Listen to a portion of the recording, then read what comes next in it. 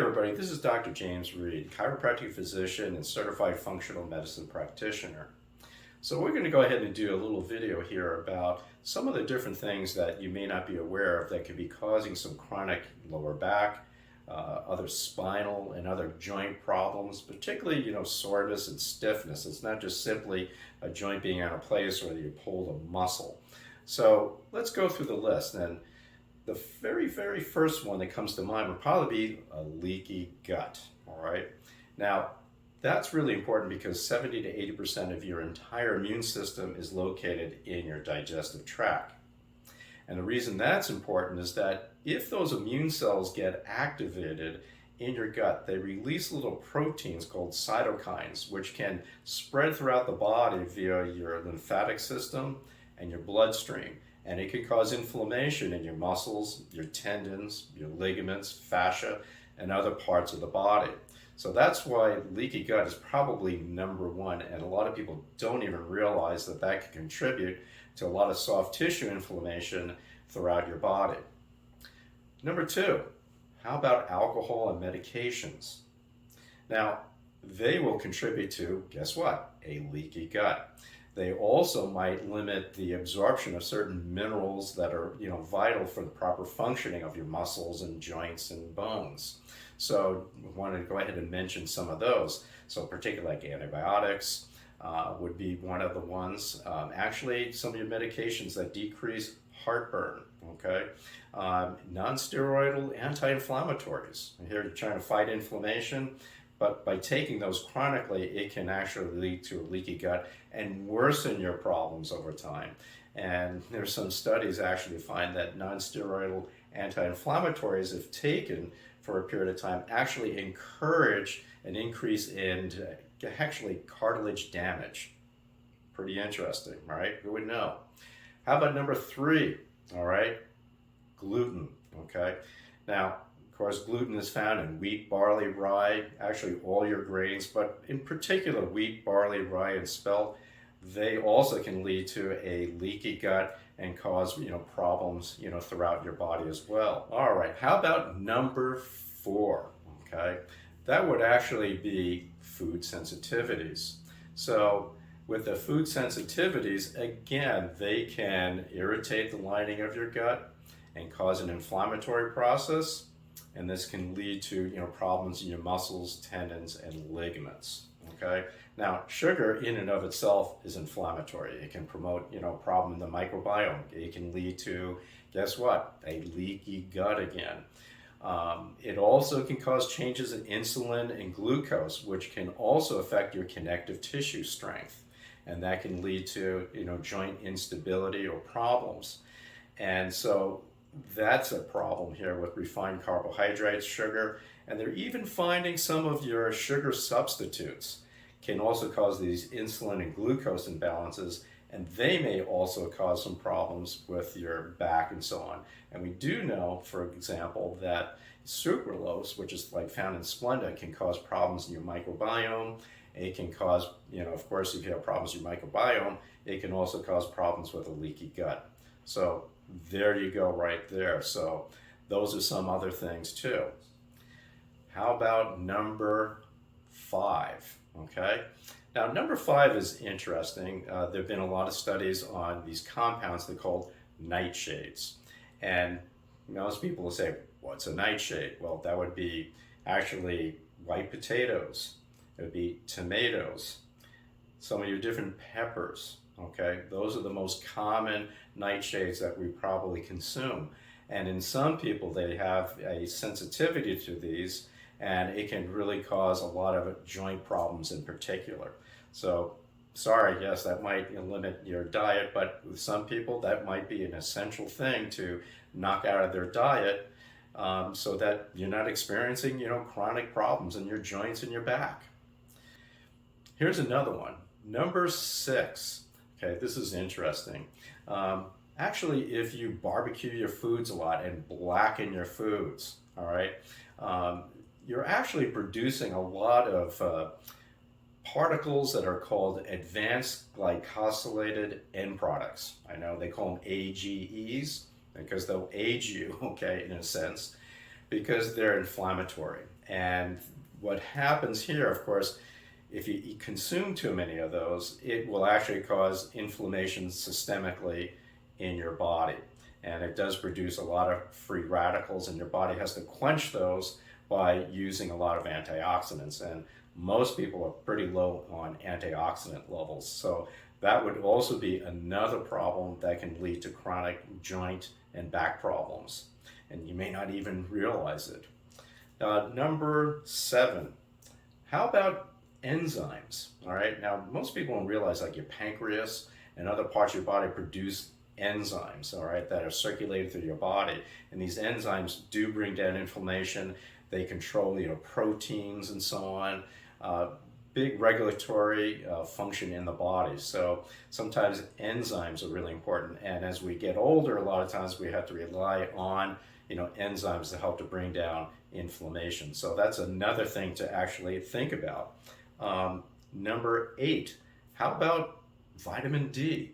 All right, most people don't realize that vitamin D, and there have been many, many studies showing how back problems can be due to a lack of vitamin D. And D is important, obviously, in bone formation, but also collagen formation. So that is oftentimes overlooked. And plus, vitamin D has anti-inflammatory properties to it as well. So another thing to actually consider. Here's another one, number 9, all right? It would be an imbalance between what we call omega-3 and omega-6 fats. So omega-6 fats do produce different hormones in your body that actually encourage inflammation.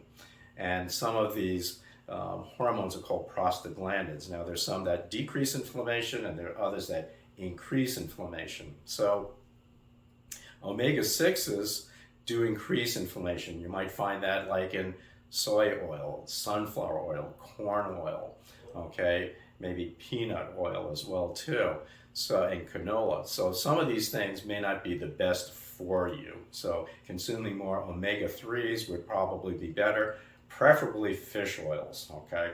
Because trying to get omega-3s from, flaxseed, walnuts, and from other plant sources, for most human beings in the way we are designed, it's a very, very slow and not a very efficient process. So I highly recommend, a good quality fish oil to help reduce inflammation throughout the body and avoid some of those oils, and especially if they're trans oils, okay? So that's another thing to be, to pay attention to. Number 10, okay, would be mineral imbalances. And some particular minerals that would be important would be magnesium, okay? Potassium, okay, would be some important minerals as well. So having a balanced diet, avoiding some of these things that produce, heartburn can also affect, mineral imbalances as well too. So, and then leaky gut, okay? So we're kind of getting back to that leaky gut thing. But again, mineral imbalances can also be an issue. Number 11, dehydration, okay? A lot of people overlook this, but yes, if you're dehydrated, you're going to have more stiff and sore muscles. So it's always important to go ahead and hydrate yourself.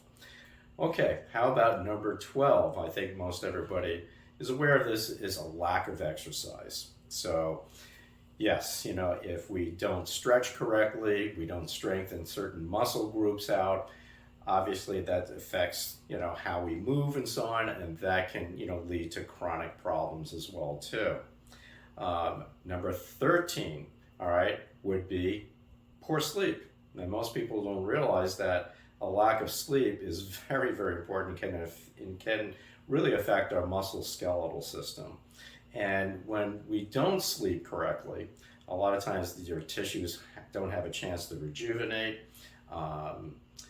We could have poor, sleep positions, but it also is important that it affects your immune system. So sleep is extremely important. It also allows your body to decrease inflammation overnight as well too. So sleep is really, really important. Number 14, we're going to talk about mental and emotional stress. I think most everybody understands that, chronic stress can lead to just increased muscle tone, okay? It can affect your blood pressure. What also will happen, it can increase some of your stress hormones, which can affect connective tissue strength. And so if you have chronic mental emotional stressors, that can very much impact your spine and other joint issues as well too. Now, the last one, all right, would be number 15. And I think most everybody understands that is poor posture. And that would be regards to, standing, walking, sitting. Okay, we sit way too much, and leaning over our laptops, are basically texting, on our phones and so on. That obviously can lead to chronic strain on the muscles, tendons, and ligaments. And also wanted to mention too, our feet. Okay, if you don't have good arches and so on, that can affect your entire posture as well too. So all these are some quick things here that we've kind of mapped out that can lead to chronic joint and back problems that you may not even realize. Well, I hope all of you enjoyed the list here of some of the different things that can cause chronic problems with your back and joints, some of which you probably are not even aware of. But I just wanted to let you know that you can be tested for things like the leaky gut, for some of the, nightshade sensitivities, for other food sensitivities. See if you're vitamin D deficient. That can also be evaluated. We can also evaluate and see you have an imbalance between your omega-3s and omega-6 fats. So we do have the different testing here at our office that would be available to help identify some of these chronic back and joint issues that you might be experiencing.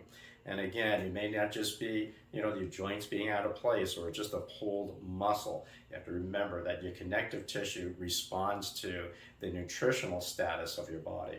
And we can also screen you and see if you have adequate levels of different minerals as well. And I know on another newsletter we mentioned about your thyroid and how that can be tied in along with adrenal gland function to your back and joint health as well too.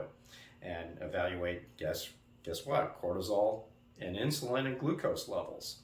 So I just want to let you know that there is some help out there and that we can investigate and kind of dig a little bit deeper to find out where your problems are at. And if this seems to be something that you would be interested in, we have these testing available. All you need to do is go ahead and contact my office at 480-732-0911. And one of my staff members will be happy to try to help you. And I hope this video with this information is helpful for you. Thanks for watching.